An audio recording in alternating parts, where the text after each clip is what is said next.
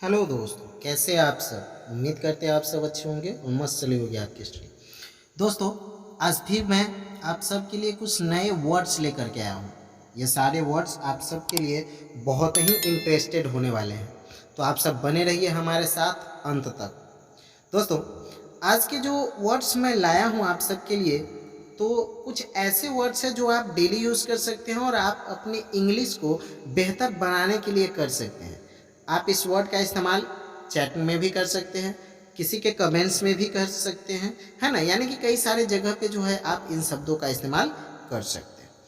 तो चलिए फटाफट बने रहिए आप हमारे साथ अंत तक। फटाफट हमारे चैनल पर अगर आप पहली बार आए हैं, है ना, तो आप हमारे चैनल को अभी तक अगर सब्सक्राइब नहीं किए हैं तो इसे फटाफट सब्सक्राइब कर लीजिए, लाइक कर दीजिए और कमेंट कर दीजिए, और वीडियो को जो है सारे क्लास में शेयर भी कर दीजिए। ठीक है दोस्तों, तो चलिए आज की क्लास की हम शुरुआत करें। हमारा पहला वर्ड है वह बहुत चालू है। ठीक है, हमारा पहला वाक्य वह बहुत चालू है। अक्सर आप इस शब्द का इस्तेमाल करते होइएगा ना किसी न किसी के लिए, अरे वो बहुत चालू है ना, बोलते ही होइएगा। तो वह बहुत चालू है, इसको आप जो है इंग्लिश में क्या बोलेंगे? चलिए फटाफट कमेंट कीजिए, 5 सेकंड का टाइम है आपके पास।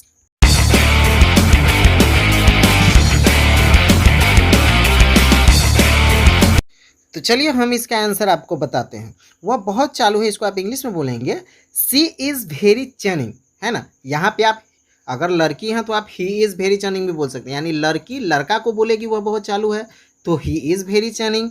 अगर लड़का लड़की को बोलेगी कि वह बहुत चालू है तो सी इज़ वेरी चनिंग। इतना तो आप सब यूज़ करना जानते ही हैं, है ना दोस्तों। तो चलिए अब दूसरे वर्ड को देखते हैं। तो हमारा आज का दूसरा वाक्य है मेरा गला बैठा हुआ है। अक्सर कुछ हो जाता है, गले में फंस जाता है, तो हम क्या बोलते हैं? मेरा गला बैठा हुआ है। ठीक ना, तो आप इसको इंग्लिश में कैसे बताएंगे? चलिए 5 सेकंड का टाइम है आपके पास, फटाफट कमेंट कीजिए।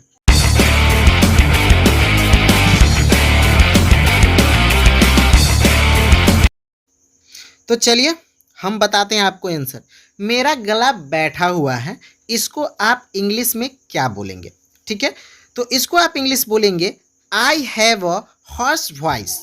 I have a horse voice, यानी कि मेरा गला बैठा हुआ है। इसको आप इंग्लिश में यह बोलेंगे।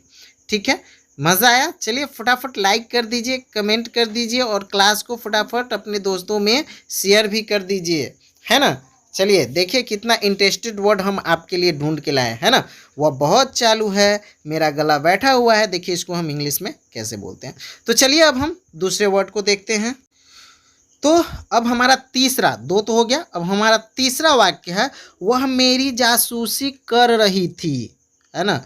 अगर आप कुछ इधर उधर करते हैं ना तो आपकी गर्लफ्रेंड जासूसी करती है ना, वह मेरी जासूसी कर रही थी। तो आप ऐसा कोई ज़रूरी नहीं कि गर्लफ्रेंड के लिए ही आप यूज़ कीजिएगा। इस वर्ड का इस्तेमाल आप किसी के लिए भी कर सकते हैं जो आपकी जासूसी कर रही हो, बस लड़की होनी चाहिए, है ना। चलिए 5 सेकंड का टाइम है आपका, फटाफट कमेंट कीजिए।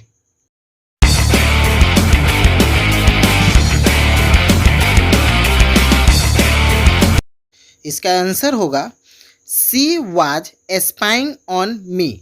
वह मेरी जासूसी कर रही थी, यानी कि she was spying on me. अगर लड़का कर रहा था तो he was spying on me, और लड़की कर रही थी तो she was spying on me. He और सी का डिफरेंस तो आप इतना कर ही सकते हैं। ठीक है, चलिए फटाफट लाइक कर दीजिए, है ना।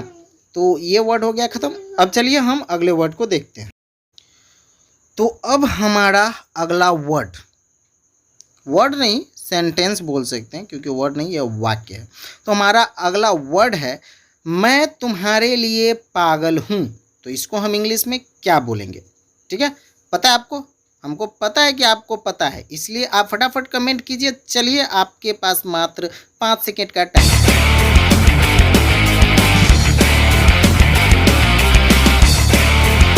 तो चलिए अब हम बताते हैं आपको इसका आंसर। मैं तुम्हारे लिए पागल हूँ, इसको आप इंग्लिश में बोलेंगे I am crazy about you.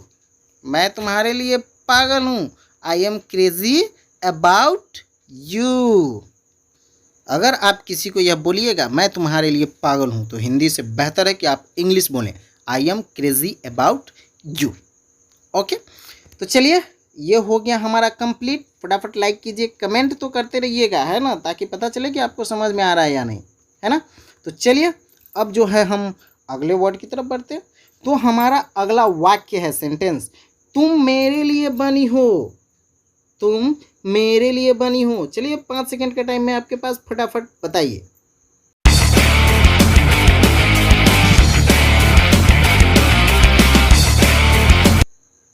तो तुम मेरे लिए बनी हो, इसको इंग्लिश में हम क्या बोलेंगे? तो हम इसको इंग्लिश में बोलेंगे you are the one for me.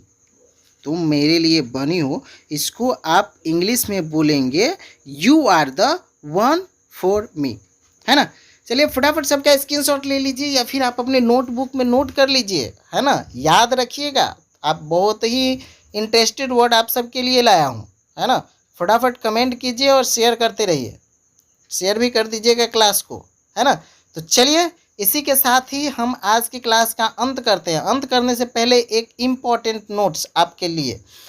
Important notes ये है कि हमारा चैनल आप सबको इंग्लिश का हर एक सब्जेक्ट की तैयारी अच्छे से करवाती है, सारे विषय की, चाहे वो स्पोकन हो या सब्जेक्ट हो। 11th 12th की इंग्लिश की भी तैयारी हमारे चैनल पे आपको करवाई जाएगी।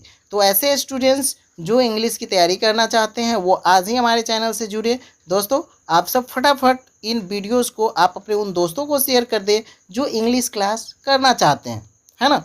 तो थोड़ा सा उनकी मदद हो जाएगी और थोड़ा सा सर के पास एक्स्ट्रा स्टूडेंट्स भी आ जाएंगे, अलग अलग कमेंट्स पढ़ने में मज़ा भी आएंगे, है ना। तो चलिए कमेंट कीजिए, क्लास को फटाफट शेयर कर दीजिए। तो इसी के साथ हम अपने बात को यहीं पे स्टॉप करते हैं, रोकते हैं। कल फिर मिलेंगे आप सब के लिए कुछ नया और इंटरेस्टेड वर्ड के साथ, ठीक है दोस्तों। तब तक के लिए bye, best of luck and thanks for the watching. Good luck my dear.